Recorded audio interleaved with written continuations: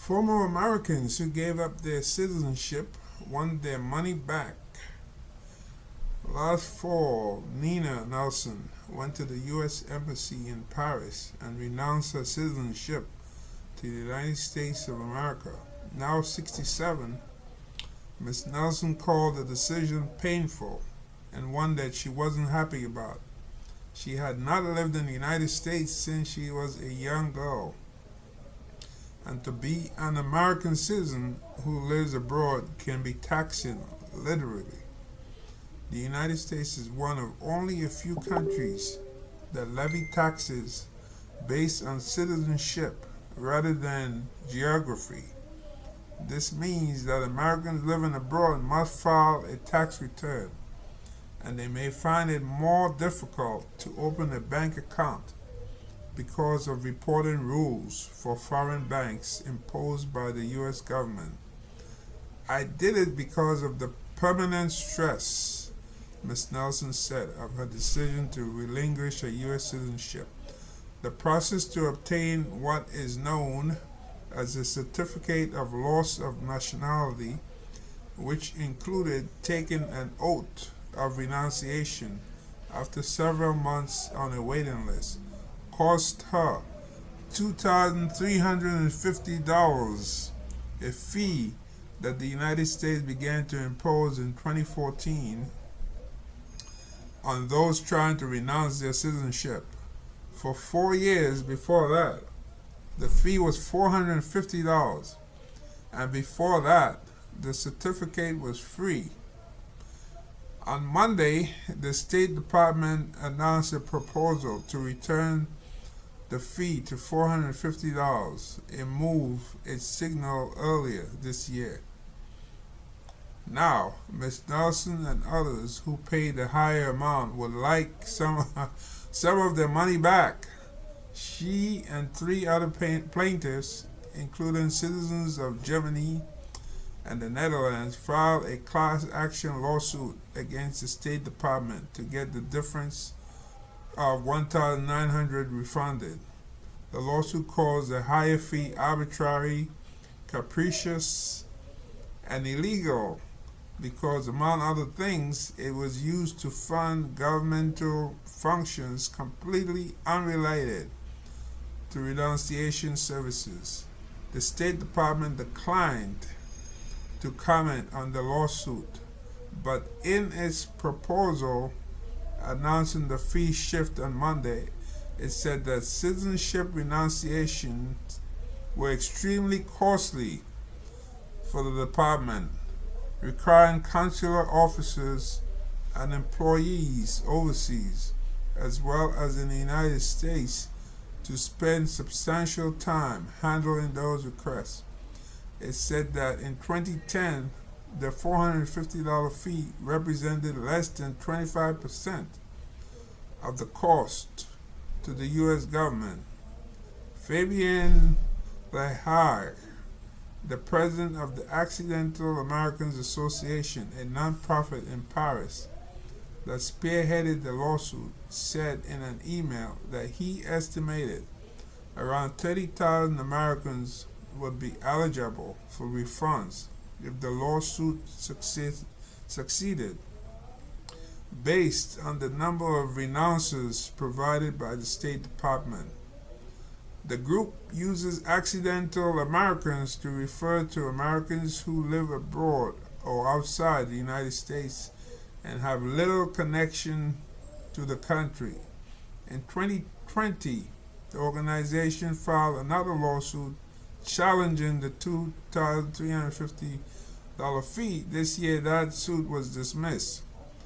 There are no precise numbers on how many Americans live abroad, but the State Department estimated in 2020 that the figure was around 9 million. For 200 years, it was possible to renounce American citizenship free of charge. Mr. Lehagre said the renunciation procedure was made profitable by the State Department when they saw that more and more U.S. citizens were renouncing their American nationality. You gotta ask yourself why, right? You have all these people crossing the border illegally, coming in from the southern border, like through Texas, California, Arizona, and you have these Americans saying, I don't want this citizenship. So something is rotten in the state of Denmark.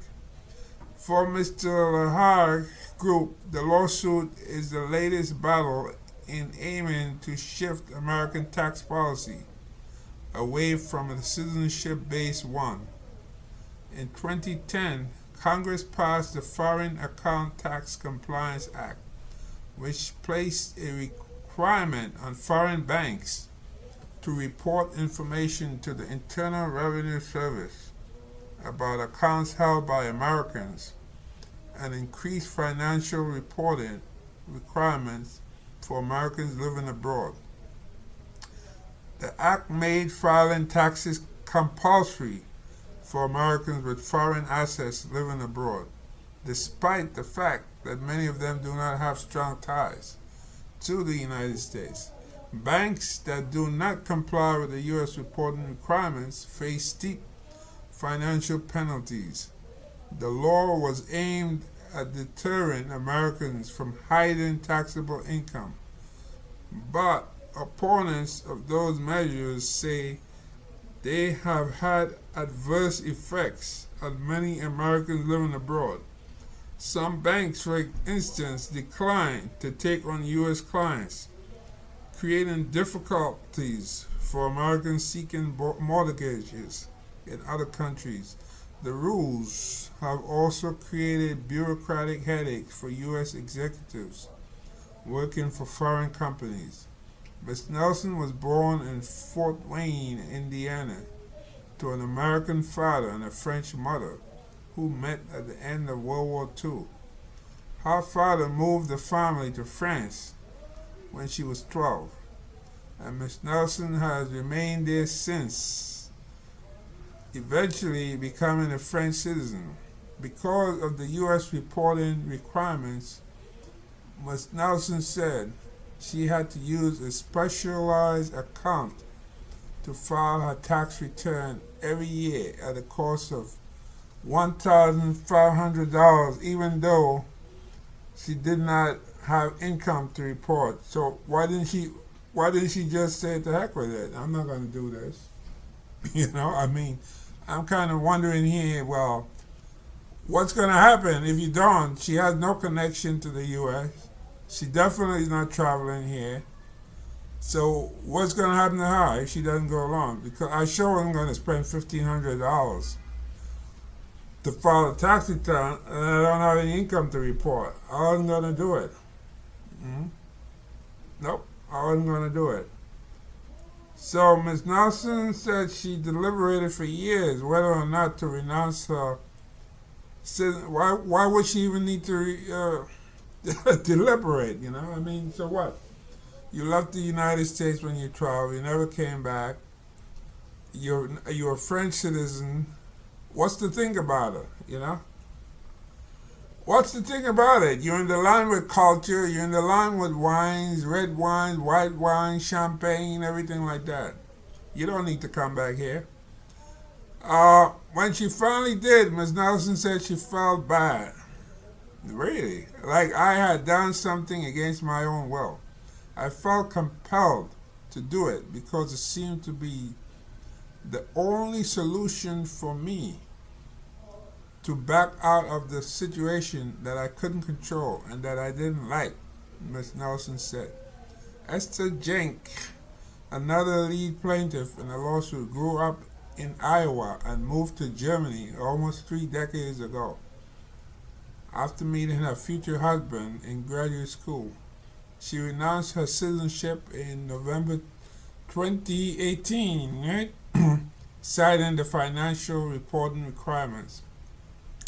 My husband and I bought a house. If we sell the house, even though it is our primary residence, because from a U.S. perspective, it's foreign property, we would have to pay capital gains tax on it, Ms. Jenkins, 55, said. According to the State Department, the demand for citizenship renunciation rose to 3,436 in 2014 from 956 in 2010. That's like over 3 times, over a 300% increase. The increase in demand for consular services, the State Department argued, merited an increase in the fee. Others who have renounced their citizenship, citing America's tax laws, include Boris Johnson, the former Prime Minister of Britain, who did so in 2017 when he was Foreign Secretary. He left the United States for the United Kingdom as a boy and had been a dual citizen. The proposed lowering of the fee is small consolation, said Ms. Jenke, who spent the first 26 years of her life in the United States. She never wanted to give up her citizenship in the first place, and she cannot get it back. See that? Cannot get it back. It was extremely emotional because I am American, Ms. Jenkins said. I still get angry. I feel emotional and angry because my own country forced me to make a decision that I probably never would have done otherwise. So let's see. They say she cannot get it back. I think I clicked on this before. Let's see. You cannot get it back. Irrevocability of renunciation.